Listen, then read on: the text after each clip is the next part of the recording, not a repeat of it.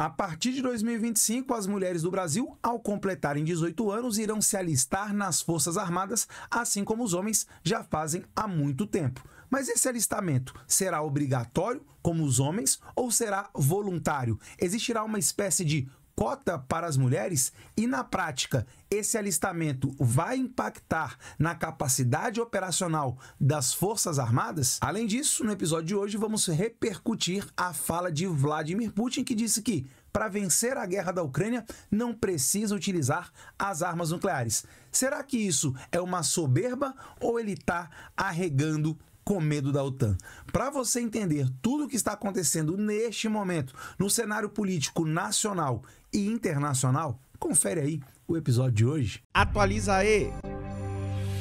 Fala galera, Toby na área com mais um Atualiza aí no ar. E é isso mesmo que você viu aqui do lado, mulheres nas Forças Armadas. Bem, isso não é necessariamente uma novidade. Há bastante tempo as mulheres já podem ingressar nas Forças Armadas em diferentes setores, mas geralmente nunca como combatente efetivamente. Algumas exceções têm acontecido, algumas mulheres que agora conseguem fazer cursos operacionais, por exemplo no Exército, Guerra na Selva, paraquedismo, algumas até já há alguns anos, no caso da Força Aérea, podendo ser piloto, e também a entrada de mulheres na Academia Militar dos Agulhas Negras. Isso já acontece, de fato, há algum tempo. Mas soldado, recruta nas Forças Armadas, seja no Exército, na Marinha ou na Aeronáutica, por enquanto, só homens. Bom, isso até 2024, porque em 2025 a mudança é brutal. Mulheres irão se alistar e vão servir assim como os homens. Bem, para você entender tudo que está acontecendo, se liga aí na reportagem que eu separei para você no dia de hoje, Poder 360, que diz assim no seu título: Forças Armadas permitirão alistamento feminino a partir de 2025, ou seja, já é no ano que vem, já. E que mudança radical é essa? Bom, vamos lá para as letrinhas pequenas, que aí nós vamos fazendo os comentários, mas de antemão, tá? De bate-pronto assim, eu quero saber a sua opinião. Você é favorável às mulheres nas Forças Armadas? E neste caso específico, você é favorável às mulheres servirem como soldados, recrutas? Vamos lá, letrinhas pequenas para você entender. Coloca o comentário aqui, ele é muito importante aqui para o canal. Vamos lá. O Ministério da Defesa decidiu permitir que mulheres participem do alistamento militar nas Forças Armadas pela primeira vez a partir de 2025, já no ano que vem.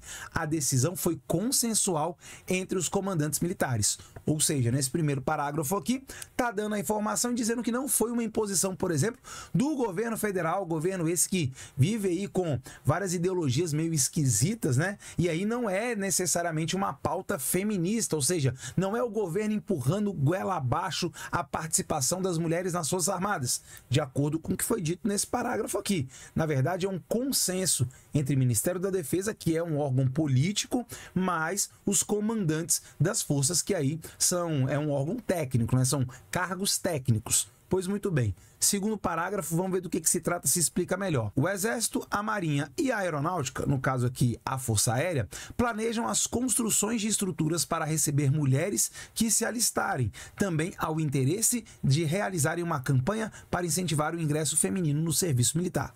Então, pera aí que a gente tem muita informação para falar aqui. Se liga, primeira delas, nós temos a primeira necessidade das Forças Armadas se adequarem à necessidade das mulheres, porque hoje toda a estrutura dos batalhões, dos quartéis em geral, são para homens que ficam ali em grandes alojamentos. Com as mulheres vai ser diferente, você não vai poder colocar homens e mulheres no mesmo alojamento. É óbvio que isso já acontece, por exemplo, no curso de formação de sargento, o oficial, mas o contingente é pequeno. Agora, com o alistamento, são mais ou menos, só para você ter uma ideia, hoje, de homens, 85 mil homens jovens brasileiros que, ao completarem 18 anos, se alistam por ano no nosso país. Agora imagine esse contingente acrescido aí de mulheres. A princípio a ideia é que seja de mais ou menos 20% o número de mulheres que poderão entrar. Então é como se fosse um grupo, uma vaga reservada para elas. Pelo menos são as primeiras informações. Então seria uma espécie de cota, já que é uma reserva específica para as mulheres. Então, primeiro essa estruturação, a parte física mesmo, como recebê-las. Depois vem a questão da doutrina. como tratar essas mulheres ao entrarem nas Forças Armadas. E aqui já fica o meu questionamento, a minha dúvida. Será que essas mulheres, ao entrarem nas Forças Armadas, terão exatamente o mesmo tratamento dos recrutas homens? Mas, claro, guardada aí as devidas diferenças naturais, biológicas, por exemplo, você não vai colocar a mulher para fazer o mesmo TAF que os homens, porque os corpos são diferentes. Sim, mulheres e homens são diferentes. Tanto é verdade isso é uma verdade universal, que mulheres fazem coisas que homens não fazem e homens fazem coisas que mulheres não fazem. É até por isso que no esporte, por exemplo, existe a diferença ali das categorias ou da divisão de gênero, né? O masculino e o feminino. O esporte masculino e o esporte feminino, eles não se misturam, pelo menos não na maioria dos casos. Eu acho que no tênis e em alguns outros esportes tem exceção, né? Onde você tem lá duplas mistas, por exemplo. Então, essas mulheres que vão receber aí a mesma patente, o mesmo salário, tudo igual, também terão as mesmas cobranças, farão as mesmas coisas que os militares homens. E aí já vem aqui a minha crítica ao Exército Brasileiro. Eu, por exemplo, eu servi no Exército durante 7 anos e me alistei aos 18 anos, tenho um orgulho danado disso, adorava ser militar. Mas uma coisa que é fato é, o Brasil utiliza muito, mas muito mal os seus militares, principalmente esses que são temporários e que estão se alistando para o serviço militar obrigatório. Porque, na verdade, eu enxergo o serviço militar obrigatório, na maioria dos casos, embora existam exceções, na verdade a utilização desses soldados como uma mão de obra barata para serviços de baixa qualificação. Então é basicamente fazer faxina o dia todo, é ficar pintando meio fio, é ficar varrendo a vila militar, é esse cuidar do quartel. Essa é a principal atribuição dos recrutas, a verdade é essa. E tirar bastante serviço. Você não tem uma qualificação profissional de fato. E aí você pode até falar, poxa, Tobias, mas teoricamente o serviço militar deve ser de apenas 1 ano, que é o serviço militar obrigatório. A partir dali já não é mais obrigatório. Eu entendo, mas seria muito, muito produtivo para o Brasil se de fato nós colocássemos jovens nas Forças Armadas e preparássemos esses jovens tanto para a volta à vida civil, que é um ponto muito importante, mas também para a defesa do nosso país, caso fosse necessário. E aí, sendo muito sincero, a entrada das mulheres nas Forças Armadas me agrada demais. Eu acho fantástico elas poderem entrar. Por quê? Porque seria um contingente maior que poderia estar contribuindo. Eu acho que homens e mulheres precisam lutar e contribuir para isso. Algumas experiências internacionais, já de muitas décadas, falam sobre isso. Por exemplo, nos Estados Unidos, mulheres participam amplamente das Forças Armadas Americanas, não só na parte logística, na parte técnica, mas na parte de combate. E sem dúvida nenhuma, o melhor exemplo de todos é Israel. Em Israel, as mulheres são obrigadas a entrarem nas Forças Armadas, o que a princípio não parece que será o caso do Brasil. As meninas, ao completarem 18 anos, não serão obrigadas, será uma possibilidade, voluntário. E aí, sinceramente, eu já sou contra. E por que eu sou contra, se eu sou favorável à presença de mulheres nas Forças Armadas, mesmo que como combatentes? Porque eu acho muito ruim você colocar a obrigação para os homens, olha, você é obrigado a servir as Forças Armadas. Mulheres, vocês, se quiserem servir as Forças Armadas, podem entrar e se alistar. Lembrando que hoje no Brasil, o número de jovens, homens, ao completar 18 anos, que querem servir, é muito maior do que o número de vagas. A maioria das pessoas acaba sendo dispensado como excesso de contingente, o que também é um absurdo, ao meu ver. O Brasil é um país gigantesco, de dimensões continentais, com uma força armada pífia. O Brasil tem um tamanho de forças armadas, marinha, exército e aeronáutica muito menor do que de fato necessário. Menor em tamanho e muito ruim em qualidade. Sim, existem ilhas de excelência. No caso do Exército, que eu conheço um pouco mais, o Centro de Instrução de Guerra na Selva, Brigada Paraquedista, a Brigada de Operações Especiais. Sim, são ilhas, mas na maioria, o grosso, os batalhões, são basicamente um lugar onde você tem um monte de soldado para fazer faxina o dia inteiro e ficar comendo no rancho. Então, assim, você não prepara ele de fato para o combate. Esses militares deveriam estar, na maior parte, na zona de fronteira, na floresta, na região amazônica, justamente nos lugares onde o Brasil tem mais carência, locais onde o país é mais cobiçado pelo olho gordo aí das potências internacionais. Então o Brasil deveria, primeiro, se preocupar em profissionalizar o seu militar, esse militar que vai fazer o serviço temporário. E aí você vai colocar mulheres que vão tomar o lugar desses homens que têm muitas vezes o sonho de ingressar nas Forças Armadas, isso é uma obrigação para ele, o alistamento, mas aí para a mulher vai ser apenas voluntário. Aí eu pessoalmente não gosto, quero saber a sua opinião aí, o que você acha a respeito disso? Que deve ser voluntário? Eu sinceramente acho que deveria colocar como obrigação, tanto mulheres quanto homens vão se alistar nas Forças Armadas. E as Forças Armadas deveriam absorver esse contingente, pelo menos num número muito maior, mas muito maior do que é feito hoje, tanto para mulheres quanto para homens. Outra questão que é complexa aqui, a questão dessa cota. O que eu li, 20% de vagas reservadas. Poxa, mas por que reservar as vagas? Por que não colocar em ampla concorrência? Coloca lá, homens e mulheres vão concorrer, ampla concorrência, os melhores vão entrar. Porque existe uma série de testes, uma série de critérios. E aí não importa se vai ser homem ou se vai ser mulher, desde que ambos consigam cumprir aí, dentro do que é esperado, as suas funções. Ao entrarem nas Forças Armadas como soldados, como recrutas, elas terão algum tipo de tratamento especial? Ou o tratamento será rigorosamente o mesmo? Vou dar um exemplo. Quando eu estava nas Forças Armadas, eu fiz o meu curso de soldado ainda, e no mesmo acampamento tinha um curso de sargento, só mulheres, enfermeiras, e o tratamento era completamente diferente. Enquanto a gente era sugado o máximo possível, inclusive com atividades totalmente sem sentido, isso aconteceu várias vezes, as mulheres tinham um tratamento muito privilegiado, uma comida muito melhor, dormiam nas barracas, ou seja, era muito diferenciado. E elas seriam sargento, teriam um salário maior, uma patente maior, enquanto os soldados estavam lá ralando muito mais e receberiam ordens dessas sargentos que estavam tendo um treinamento muito mais brando. Mas isso também foi no meu tempo, eu incorporei lá em 2003. Talvez hoje seja diferente, eu não estou mais dentro das Forças Armadas para saber exatamente como é. Se você que está assistindo o meu vídeo sabe como é, de repente está nesse momento dentro das Forças Armadas, de repente é uma mulher que é aí uma militar, comenta aqui, coloca aqui como é hoje o treinamento. É totalmente igual, guardado basicamente as diferenças, obviamente, dos corpos masculino e feminino. Coloca aqui que eu quero saber a sua opinião. Mas tá aí, mulheres nas Forças Armadas. Repito, acho muito produtivo, acho excelente, principalmente se as Forças Armadas absorvessem mais aí esse contingente, tanto de homens quanto mulheres. Não gosto dessa história de vagas reservadas, acho que deveria ser ampla concorrência para ambos e obrigatório. Tanto homens quanto mulheres têm o dever de proteger essa nação rica e que é muito cobiçada. Mas quero saber aí a sua opinião. Você acha que as Forças Armadas estão acertando em aceitar mulheres a partir de 2025 para serem recrutas, soldados? Quero saber, coloca aqui nos comentários. Muito, muito importante pra gente.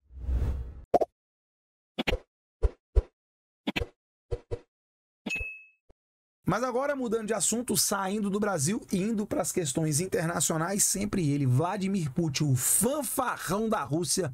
O cara fala pra caramba, tá o tempo todo dando declaração. E agora ele mandou a seguinte: olha, armas nucleares nem são necessárias, a gente pode vencer a Ucrânia tranquilo ali, sem arma nuclear.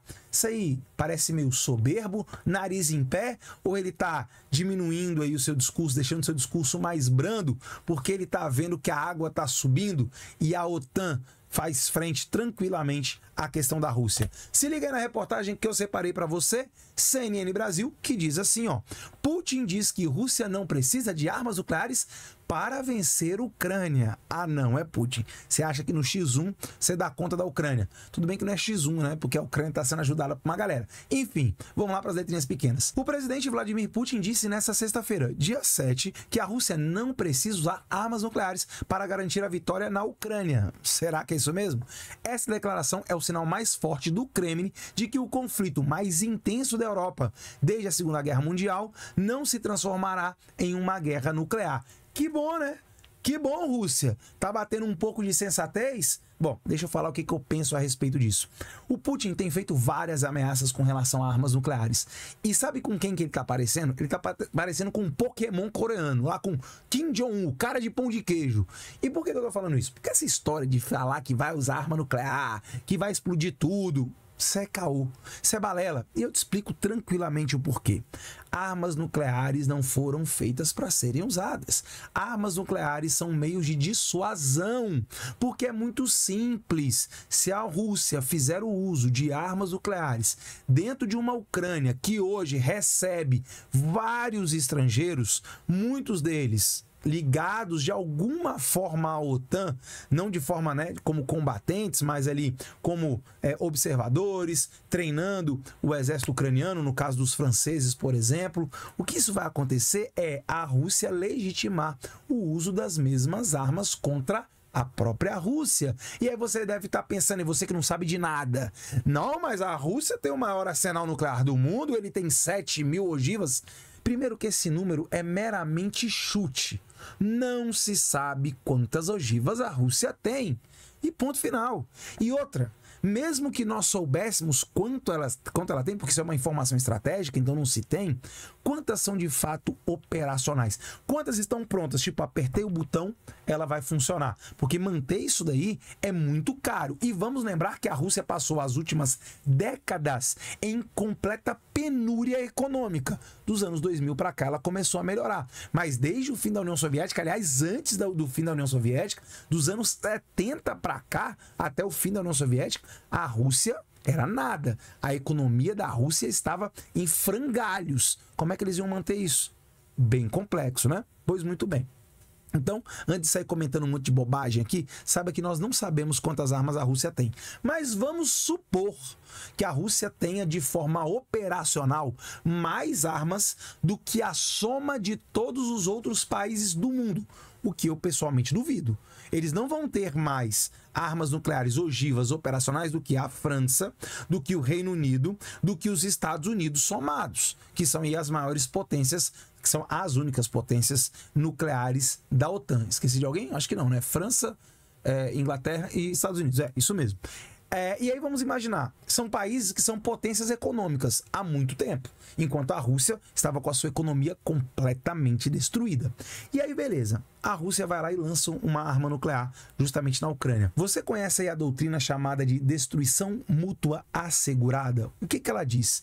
Que um ataque nuclear gerará uma resposta que irá destruir o lado que fez o ataque. Ou seja, por que a destruição é mútua? Porque ambos os lados, o que atacou e o que foi atacado, serão destruídos. Porque não se sabe exatamente aonde estão localizadas as armas nucleares, tanto da França, quanto da Inglaterra, quanto dos Estados Unidos, quanto da própria Rússia. Tem armas espalhadas pelo mundo inteiro, em países aliados, em submarinos, em aviões. Então, não é uma coisa tão simples assim, quero usar uma arma nuclear hoje. Pum, apertei o botão. Não é assim.